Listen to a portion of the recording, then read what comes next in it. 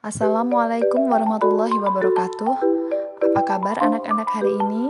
Semoga kalian semua sehat dan selalu dalam lindungan Allah Subhanahu wa taala. Amin.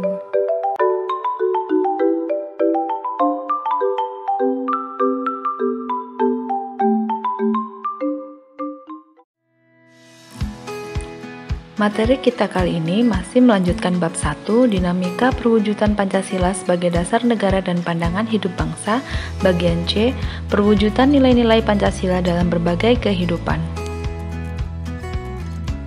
Perwujudan nilai-nilai Pancasila dalam berbagai kehidupan dibagi menjadi 4. Yang pertama, perwujudan nilai-nilai Pancasila dalam bidang politik dan hukum.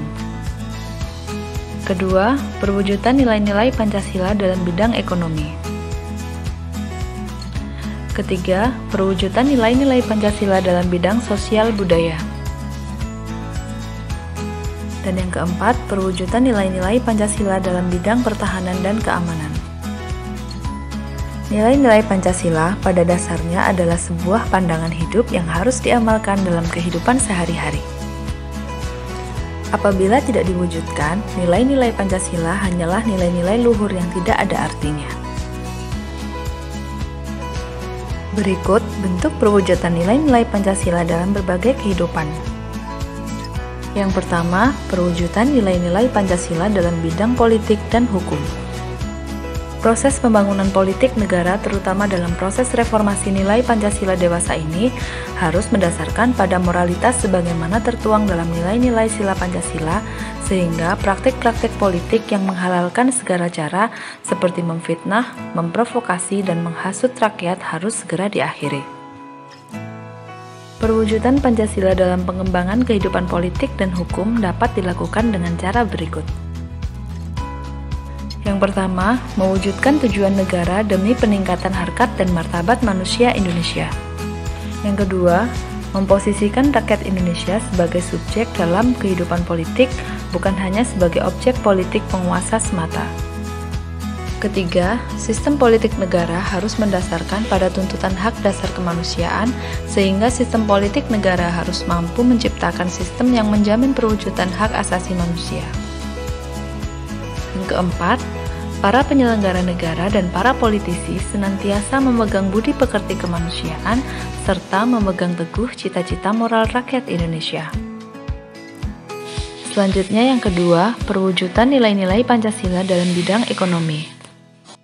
Perekonomian negara Indonesia dapat berjalan dengan baik apabila pemerintah dan masyarakat melakukan kerjasama dengan baik. Berikut beberapa cara mewujudkan nilai-nilai Pancasila di bidang ekonomi. Yang pertama, sistem ekonomi negara senantiasa mendasarkan pada pemikiran untuk mengembangkan ekonomi atas dasar moralitas kemanusiaan dan ketuhanan. Kedua, menghindari pengembangan ekonomi yang mengarah pada sistem monopoli dan persaingan bebas. Ketiga, mengembangkan sistem ekonomi kerakyatan dan kekeluargaan yang ditujukan untuk mencapai kesejahteraan rakyat secara luas. Selanjutnya, perwujudan nilai-nilai Pancasila dalam bidang sosial budaya. Pembangunan sosial budaya termasuk salah satu aspek pembangunan yang penting dan senantiasa terus ditingkatkan kualitasnya. Seperti halnya dalam pembangunan aspek yang lainnya, Pancasila kembali menjadi dasar moralitas utama untuk menyelenggarakan proses pembangunan dalam aspek ini yang dapat diwujudkan dengan cara berikut. Yang pertama, senantiasa berdasarkan kepada sistem nilai yang sesuai dengan nilai-nilai budaya yang dimiliki oleh masyarakat Indonesia. Kedua, pembangunan ditujukan untuk meningkatkan derajat kemerdekaan manusia dan kebebasan spiritual. Ketiga, menciptakan sistem sosial budaya yang beradab melalui pendekatan kemanusiaan secara universal. Selanjutnya, perwujudan nilai-nilai Pancasila dalam bidang pertahanan dan keamanan. Bidang pertahanan dan keamanan merupakan bidang yang sangat penting bagi stabilitas dan keutuhan negara Indonesia. Perwujudan nilai-nilai Pancasila dalam bidang pertahanan dan keamanan dapat dilakukan dengan cara sebagai berikut. Yang pertama, pertahanan dan keamanan negara harus berdasarkan kepada tujuan demi tercapainya kesejahteraan hidup manusia sebagai makhluk Tuhan yang Maha Esa. Kedua, pertahanan dan keamanan negara harus berdasarkan pada tujuan demi tercapainya kepentingan seluruh warga negara Indonesia.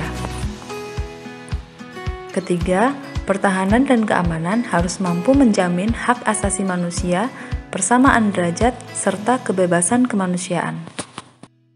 Dan yang terakhir, pertahanan dan keamanan negara harus diperuntukkan demi terwujudnya keadilan dalam kehidupan masyarakat. Semoga materi ini bisa dipahami dan bermanfaat untuk kalian semua. Wassalamualaikum warahmatullahi wabarakatuh.